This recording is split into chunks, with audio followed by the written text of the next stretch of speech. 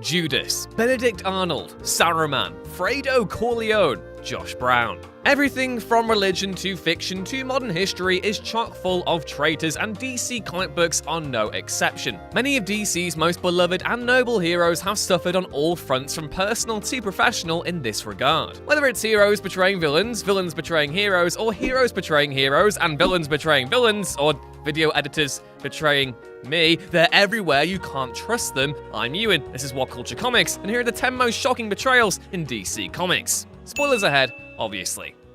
Number 10. Aquaman chooses Atlantis over the League. Everyone's favourite orange and green spangled sea dweller is a noble superhero for sure, but it is only his second priority in life. Above all else, Aquaman's loyalties lie with the people of Atlantis, where his responsibilities as king dominate his life and decisions. Much as he may like his fellow Leaguers, Arthur Curry's Atlantean duties will prompt him to do battle with them if need be. In the Throne of Atlantis story arc, Aquaman finds himself at a crossroads when his brother becomes hellbent on starting a war between Atlantis and the surface world after malfunctioning Navy missiles hit Atlantis. Aquaman ultimately stages a brutal offensive against the Justice League in the battles that follow, forsaking his old team for his homeland. To add some insult to injury, the League discovered that Aquaman's longtime pal Nuidus Volko was behind the whole thing from the very start. He orchestrated Atlantis' bombing, specifically to incite a war, the end goal for the League to defeat Ocean Master and lead to the reinstatement of Arthur as king.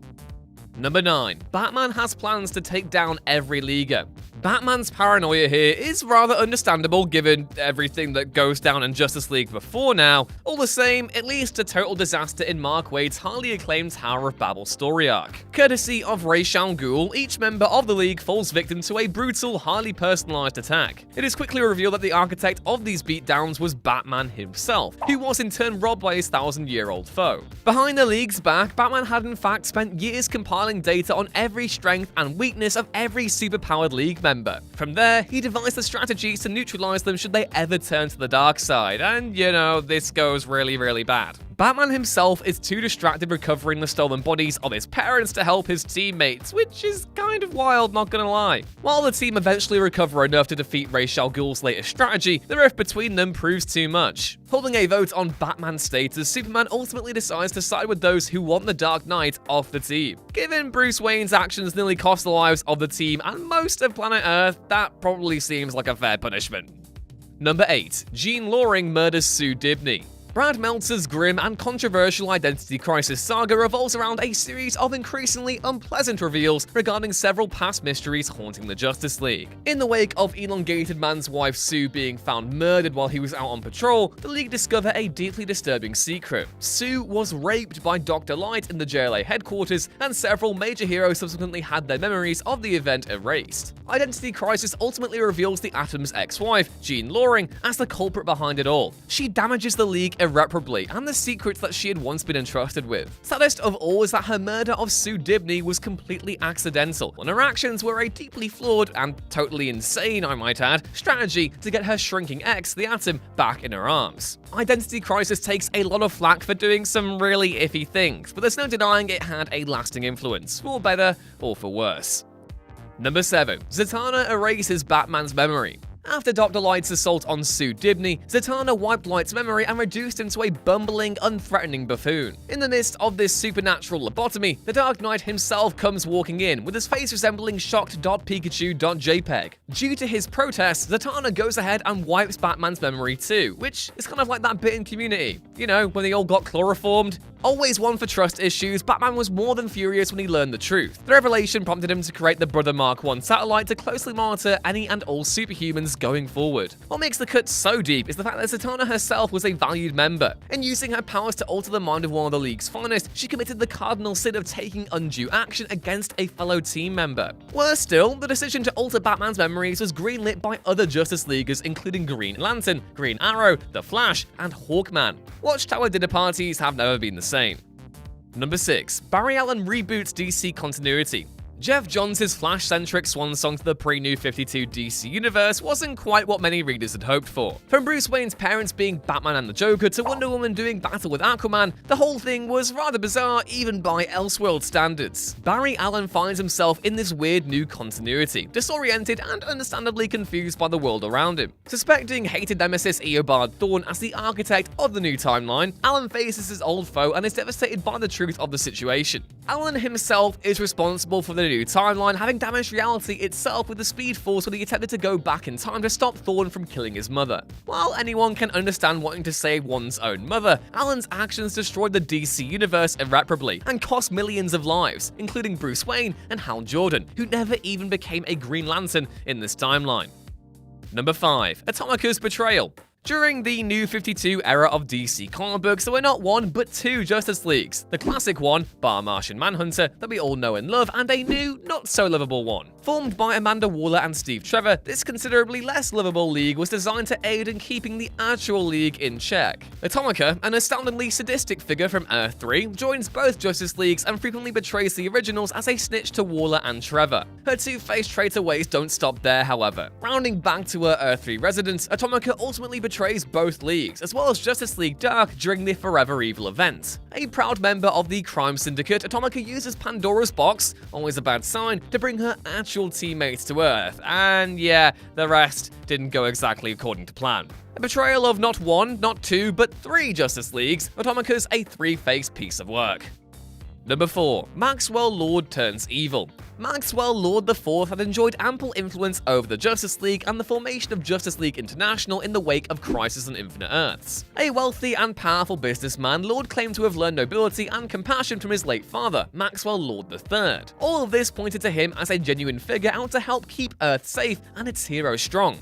But nope. We're not allowed nice things, and every nuanced, complex character has to be evil. The build-up to Infinite Crisis saw many shocking events occur in the DC universe, including Lord's brutal murder of Ted Kord, aka Blue Beetle II. Lord's betrayal continued to damage the Justice League throughout Infinite Crisis. He steals Batman's metahuman satellite to hunt down every superhuman on Earth with an army of cyborgs at his disposal. And then Wonder Woman straight up murders him after he mind controls Superman into hurting his fellow Leaguers.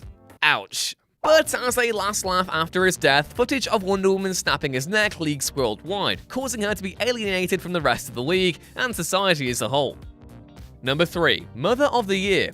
Poor old Jason Todd. Often the punching bag of Batman comics, Jason's run as Robin left a lot to be desired and led to one of DC's more infamous 80s tales. After being relieved of his Robin duties, a cranky Jason sets off to the Middle East to find and meet his mystery mother for the first time. Meanwhile, Batman conveniently finds himself in the same area after the Joker escapes Arkham and gets into arms dealing. Jason ultimately meets his mother, Sheila, an embezzling aid worker being blackmailed by the Clown Prince of Crime. Despite her son being one half of Batman and Robin, Sheila sticks a Mr. J and coldly betrays her son to him. What follows is poor Jason getting beaten to death by the Harlequin of Hate. Where did Sheila go whilst her son's cranium was getting pulverized, you may ask? Out for a cheeky smoke. Seriously, just a quick cigarette, just outside.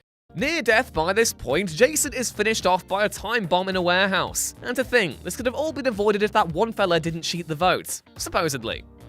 Number 2. Hal Jordan massacres the entire Green Lantern Corps. When Cyborg, Superman, and Mongol team up to turn Earth into War World, one of their initial strikes involves the total destruction of Coast City. A devastated Hal Jordan would ultimately defeat Mongol, but it was too little too late for the good people of Coast City. Consumed with grief and survivor's guilt, Jordan would use his power ring to conjure up a false city. Disturbed by his behavior, several fellow Lanterns would attempt to stop this, and in a rage, Jordan killed them all. Growing increasingly cruel and unstable, Jordan goes on to absorb the central power battery on Oa. In the process, Jordan becomes the deadly villain Parallax, the living embodiment of fear. He would defeat fellow Earth Lantern Guy Gardner and became a fearsome villain in DC Comics for some time after, until he died and then became the Spectre. In the meantime, Carl Raider became the, at that point, final Green Lantern for several years until Jeff Johns' Rebirth story arc restored the classic Green Lantern mythos decimated by Jordan's villainy. Also, Parallax was turned into a giant space bug. Yeah.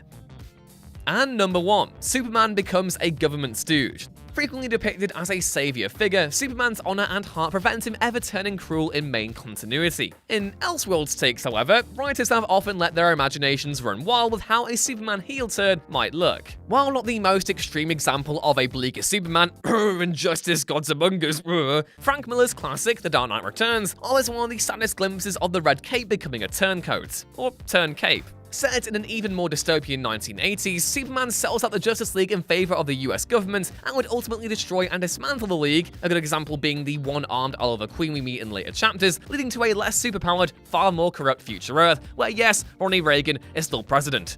Oh god. While the Man of Steel believes himself to still be fighting the good fight, bringing order to a world hungry for chaos, his actions here show how devastating his betrayal of the League would be. The best and the strongest of them all, Superman's single-handed destruction of every hero in his way is a testament to his power, and the heartbreak that would follow should he ever turn on his friends and allies.